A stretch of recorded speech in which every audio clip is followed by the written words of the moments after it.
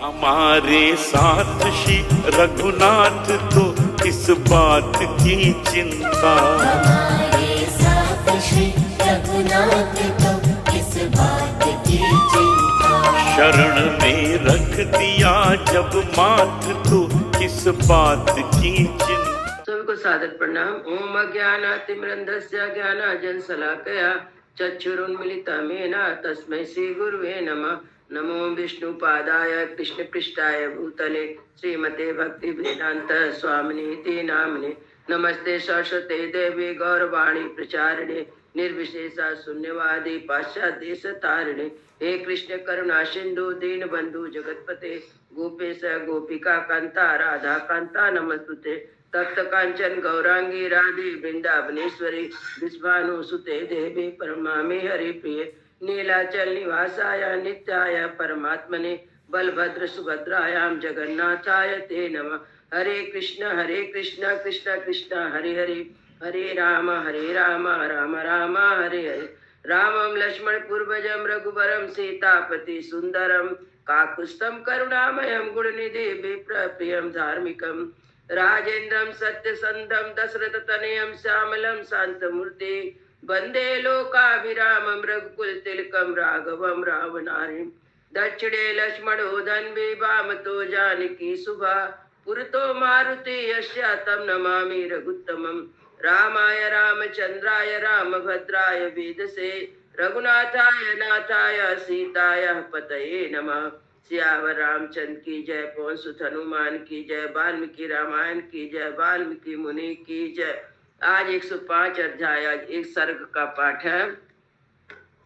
भरत का श्री राम को अयोध्या में चलकर राजग्रहण करने के लिए कहना और श्री राम का जीवन की अनित्यता बताते हुए पिता की मृत्यु के लिए शोक न करने का भरत को उपदेश देना और पिता की आज्ञा का पालन करने के लिए ही राज ग्रहण करके वन में रहने का ही दृढ़ निश्चय बताना।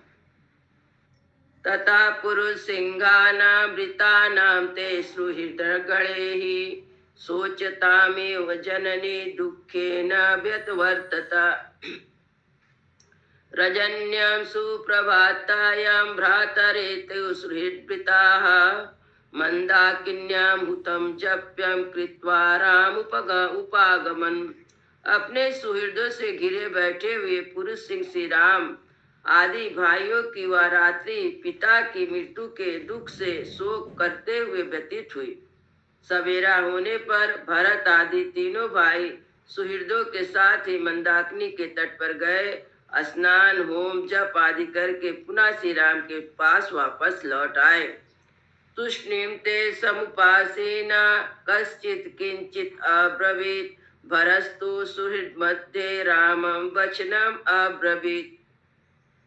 वहां आकर सभी चुपचाप बैठ गए, कोई कुछ नहीं बोल रहा था। तब सुहृदों के बीच बैठे हुए भरत ने श्री राम से इस प्रकार कहा। सांत्विता मामिका माता दत्तम राजमिदं मम तत् ददामि तवेवाहं भुज्य स्वराज्यमट अकंटकम। भैया, पिताजी ने वरदान देकर मेरी माता को संतुष्ट कर दिया और माता ने यह राज मुझे दे दिया। अब मैं अपनी ओर से यह अकंटक राज आपको ही सेवा में समर्पित करता हूँ। आप इसका पालन एवं उपयोग कीजिए। महते महते वाम्बुवेगेन भिन्ना सेतुर्जलागमे दुरावरं तवंदेन राज्यखंडमिदं महत्। वर्षा काल में जल के महान वेग से टूटे हुए सेतु की भांति इस विशाल राजखंड को संभालना आपके सिवा दूसरे के लिए अत्यंत कठिन है। गति खरा इवावस्य तार्क्षसेव पतत्रिड़ा अनुगंतुम न शक्ति में गति तब महीपति। पृथ्वीनाथ जैसे गधा घोड़े की और अन्य साधारण पक्षी गरुड़ की चाल नहीं चल सकते, उसी प्रकार मुझे आपकी गति, आपकी पालन पद्धति का अनुसरण करने की शक्ति नहीं है। सत्सु जीवम नित्यस्य तस्या परिरूप जीवयते राम तेन तु दुर्जीवम या परानुपजीवते। श्री राम, आपके पास आकर दूसरे लोग जीवन निर्वाह करते हैं, उसी का जीवन उत्तम है, और जो दूसरों का आसरा लेकर जीवन निर्वाह करता है उसका जीवन दुख में है। अतः आपके लिए राज करना ही उचित है। यथा तु रोपिता वृक्षो पुष्रेणा विवर्धिता हर्यश्वेन दुरारोहो रूढस्कन्धे महाद्रुमम् साया पुष्पिता भूत्वा फलानीनाभिदर्शयेत् सा तां नानुभवेन् प्रीति यस्य हेतो परोपिता। एषोपमा महाबलो तदर्थं वेक्तुमर्हसि यत्र त्वमस्मान् वृषभो भर्ता भृत्या न साधयि। जैसे फल की इच्छा रखने वाले किसी पुरुष ने एक वृक्ष लगाया, उसे पाल पोस कर बड़ा किया, फिर उसके तने मोटे होकर ऐसा विशाल वृक्ष हो गया, वह किसी नाटे कद के पुरुष के लिए उस पर चढ़ना अत्यंत कठिन था। उस वृक्ष में जब फूल लग जाए तो उसके बाद भी वह फल ना दिखे, तो उसके लिए उस वृक्ष को लगाया गया था, वह उद्देश्य पूरा ना हो सका। ऐसी स्थिति में उसे लगाने वाले पुरुष उस प्रसन्नता पूर्वक अनुभव नहीं करता जो फल की प्राप्ति होने से संभावित थी। महाबलो या उपमा अर्थ आपका स्वयं समझे। स्वयं अर्थात पिताजी ने आप जैसे सद्गुण संपन्न पुत्र को लोक रक्षा के लिए उत्पन्न किया था। यदि आप राजपालन का भार अपने हाथ में नहीं लिया तो यह उद्देश्य व्यर्थ हो जाएगा। इस राजपाल के अवसर पर आप श्रेष्ठ भरण पोषण में समर्थ होकर भी यदि आप वित्तों का शासन नहीं करेंगे तो पूर्वोक्त उपमा उसके आपके लिए ही लागू होगी।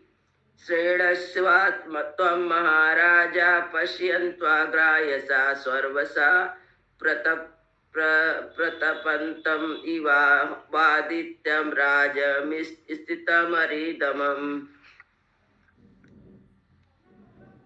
महाराज, भिन्न भिन्न जातियों के संग और प्रधान प्रधान पुरुष आप शत्रु दमन नरेश की सब ओर से तपते हुए सूर्य की भांति राज सिंहासन पर विराजमान देखे। तयानुयान काकुस्था मत्ता नर्दन्तु कुंजराः अंतपुरगता नार्यो नंदन्तु सुसमाहिताः। काकुस्थ कुलभूषण इस प्रकार आपके योद्धा को लौटते समय मत वाले हाथी गर्जन करे और अंतपुर की स्त्रियां एकाचित्र होकर प्रसन्नता पूर्वक आपका अभिनंदन करे। साध्या साध्वनुमन्यन्ता नागरा विविधा जनाः भरतस्य वचा श्रुत्वा रामं प्रत्युनुयाचता। इस प्रकार श्री राम से राजग्रहण के लिए प्रार्थना करते हुए भरत की बात सुनकर नगर के भिन्न भिन्न मनुष्य ने उसका भली भांति अनुमोदन किया। तमेव दुःखिता प्रेच्य विलपन्तं यशस्विना रामं कृतात्मा भरतं समाश्वस्य यदात्मवान। तब शिक्षित बुद्धिमान अत्यंत धीर भगवान श्री राम ने यशस्वी भरत को इस प्रकार दुखी हो विलाप करते देख उन्हें सांत्वना देते हुए कहा। तब शिक्षित बुद्धिमान अत्यंत धीर भगवान श्री राम ने यशस्वी भरत को इस तरह दुखी हो विलाप करते देख उन्हें सांत्वना देते हुए कहा। न आत्मना कामकारो हि पुरुषो अयमनीश्वराः इतेश्चेतरा तश्चेनं कृतान्ताः परिकर्षति। भाई या जी ईश्वर के समान स्वतंत्र नहीं है, अतः कोई भी अपनी इच्छा के अनुसार कुछ नहीं कर सकता। काल इस पुरुष को इधर उधर खींचता रहता है। सर्वे क्षयन्तां निचया पतया नाथ समुच्छ्रया संयोगा विप्रयोगान्तं मरणान्तं च जीवितम्। समस्त संग्रह का अंत विनाश है, लौकिक उन्नति का फल पतन है, संयोग का अंत वियोग है और जीवन का अंत मरण है। यथा फलानां पक्वानां नान्यत् पतनां भयम् एवं नरस्य जातस्य न अन्यत्र मरणात् भयम्। जैसे पके हुए फलों को पतन के सिवा और किसी से भय नहीं है, इसी प्रकार उत्पन्न हुए मनुष्य को मृत्यु के सिवा और किसी से भय नहीं है। यथागारं दृष्टूणं जीर्णं भूत्वा प्रसीदति तवावसीदन्ति नरा जरा मृत्युवशं गता। जैसे सुहृद खंबे वाला मकान फिर पुराना होने पर गिर जाता है, उसी प्रकार मनुष्य जरा और मृत्यु के वश में पड़कर नष्ट हो जाते हैं। अत्यंते रजनीया तु साना प्रतिनिर्वते यत यत एव जयमुना पूर्णा समुद्र मुदा कवर्ण। जो रात बीत जाती है और लौट कर फिर नहीं आती, और यमुना जल से भरे हुए समुद्र की ओर जाती है, उधर से लौटती नहीं है। अहोरात्राणि गच्छन्ति सर्वेषां प्राणिनामिया आयु आयुषि क्षपयन्तस्तु ग्रीष्मं जलामिवां सहसा। दिन रात लगातार बीत रहे हैं और इस संसार में सभी प्राणियों की आयु तीव्र गति से नाश कर रहे हैं। ठीक वैसे जैसे सूर्य की किरणें ग्रीष्म ऋतु में जल को शीघ्रता पूर्वक सोखती रहती है। आत्मात्मनु सोचा तम की मन अनुशोचसी आयुस्तो ही यस्या स्थिति यस्या गतस्य च। तुम अपने ही लिए चिंता करो, दूसरे के लिए क्यों बार बार शोक करते हो। कोई श्लोक में स्थित हो या अनंत गया हो कि जिस किसी की भी आयु तो निरंतर छिड़ी हो रही है। स एव मृत्यु व्रजति सा मृत्यु निषीदते गत्वा सुदीर्घम अध्वानम स मृत्यु निवर्तते। मृत्यु साथ ही चलती, साथ ही बैठती है, साथ ही बड़े मार्ग से यात्रा करती है, जाकर वह मृत्यु के साथ ही लौटती है। गात्रेषु बलया प्रातः श्वेता श्वेत शिरोरुआ जज्ञा पुरुषो जीर्णम किमि कित्वा प्रभावयेत्। शरीर में झुर्रियां पड़ जाए, सिर के बाल सफेद हो जाए, फिर जरावस्था में जीर्ण हुआ शरीर कौन सा उपाय करके मृत्यु से बचने के लिए अपना प्रभाव प्रकट कर सकता है। नंदत नंदत युति आदित्य नंदत यति मितेहनि आत्मनो नाव बुद्धन्ते मनुष्याम जीवत तच्छयम। लोग सूर्योदय होने पर प्रसन्न होते, सूर्य अस्त होने पर भी खुश होते, किंतु यह नहीं जानते हैं कि प्रतिदिन अपने जीवन का नाश हो रहा है। ही संत्या युक्त तुमको दृष्ट्वा नवनवमिमां गतम ऋतूनां परिवर्तन प्राणेन प्राण संचयम। किसी ऋतु का प्रारंभ देखकर मानो वह नई आई हो, पहले कभी आई ना हो, ऐसा समझकर लोग हर्ष से खिल उठते, परंतु यह नहीं जानते कि ऋतुओं के परिवर्तन से प्राणियों के प्राणों का आयु का क्रमशः क्षय हो रहा है। यथा काष्ठम च समेता महार्वणे सम्मेतु व्यपेयातं कालमापास्य कंचन।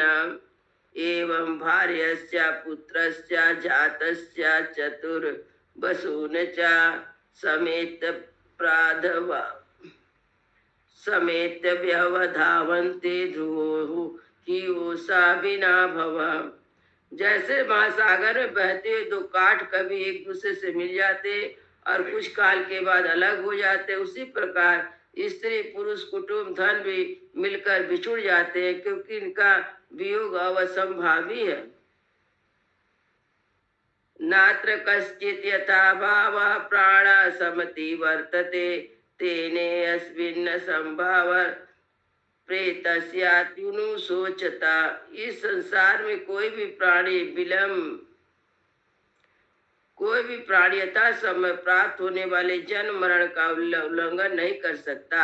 इसलिए जो किसी को मरे हुए व्यक्ति के लिए बारंबार शोक करता है, उसे यह सामर्थ्य नहीं है कि वह अपनी ही मृत्यु को टाल सके। यदा ही सार्थ गच्छत्यं ब्रूयात कश्चित् पति स्थिते अहम व्यापगस्यामि प्रियतोत्तामं भवतामिति।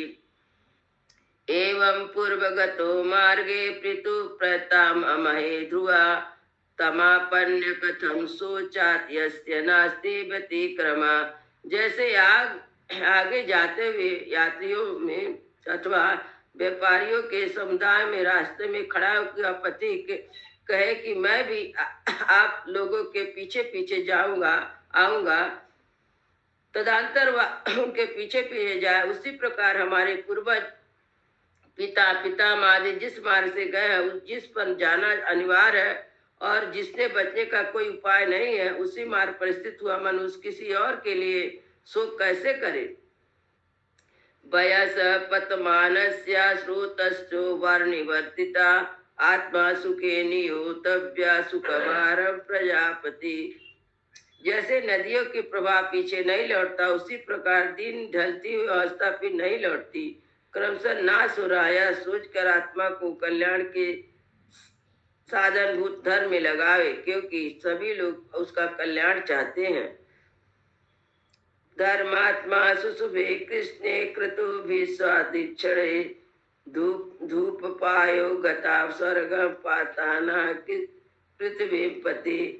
तात हमारे पिता माते उन्होंने दक्षिणाएं देकर प्राय सभी प्रकार शुभ कारक यज्ञों का अनुष्ठान किया था। उनके सारे पाप धुल गए थे, अतः वे महाराज स्वर्लोक को गए हैं। वृतानां भरणा सम्यक् प्रजानां परिपालयन्त अर्थादानश्च धर्मश्च। वे भरण पोषण के योग परिजनों का भरण करते हैं, प्रजनों का भली भांति पालन करते हैं और प्रजाजनों के धर्म के अनुसार कर आदि के रूप भर लेते थे। इनके द्वारा सभी राज्यों के लिए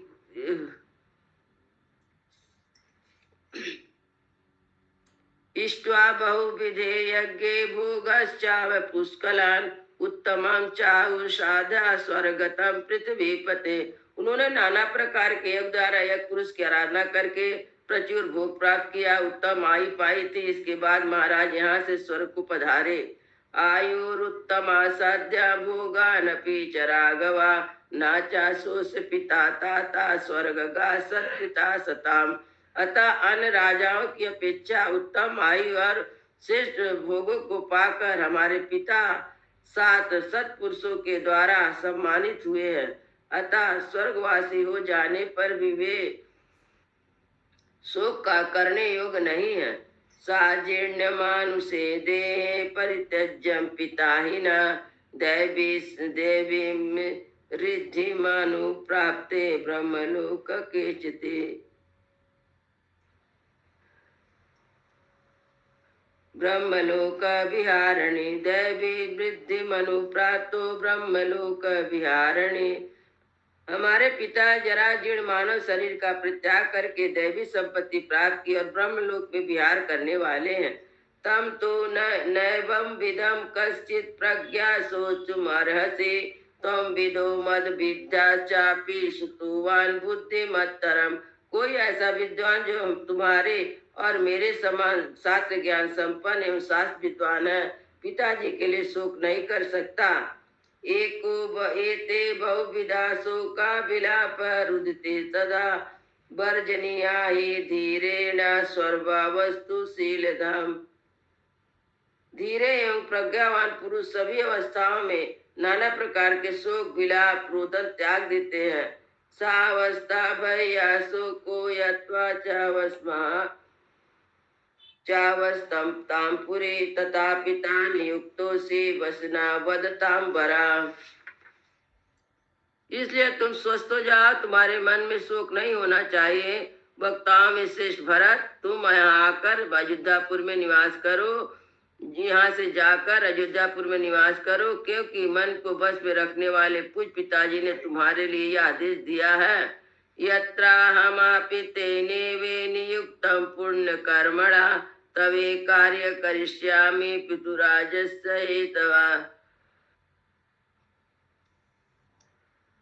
उन पुण्य कर्म महाराज ने मुझे भी जहाँ रहने की आज्ञा दी है, वहीं रहकर मैं उन पूज्य पिताजी के आदेश का पालन करूंगा। ना मया शासनम तस्या तक्तुम न्यामरीधमा सात्वमपि सदा मान्यम सावे बंधु सना पिता। शत्रु दमन भरत, पिताजी की आज्ञा की अवहेलना करना मेरे लिए कदापि उचित नहीं है। तुम्हारे लिए भी सर्वदा सम्मान के योग है, क्योंकि ये हम लोग के लिए बंधु और जन्मदाता थे।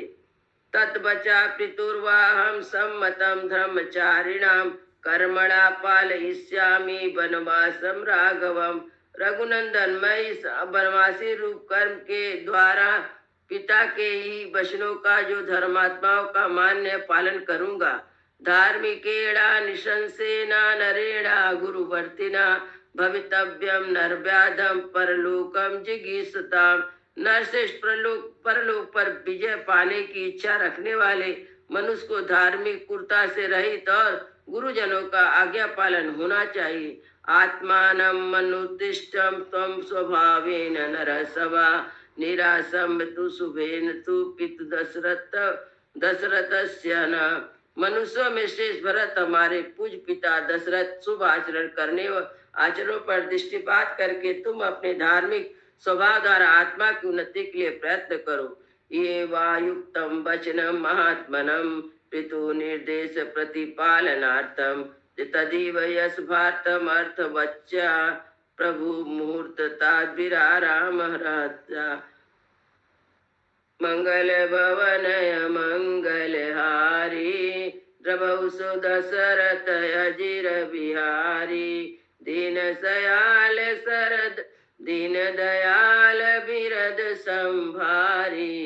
हरहु नाथ मम संकट भारी। राम सिया राम जय जय राम। राम सिया राम जय जय राम। सियावर रामचंद्र की जय, पवन सुत हनुमान की जय, सब भक्तों की जय, सब संतन की जय। जय जय सीताराम।